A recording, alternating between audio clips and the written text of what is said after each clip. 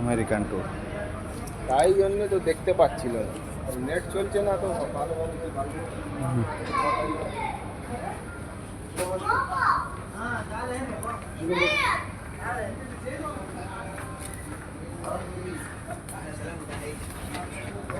এটা ভালো লাগলো না। নেটেই নিন, নেটটা 24 টাকা। এটা 3টে একসঙ্গে আছে। না, এটা আলাদা দাম, এটা আলাদা। একসঙ্গে পাল কে বললো? এটা 25 টাকা। ওই যে 3-4টে 22 টাকা, 27 টাকা, 37 টাকা।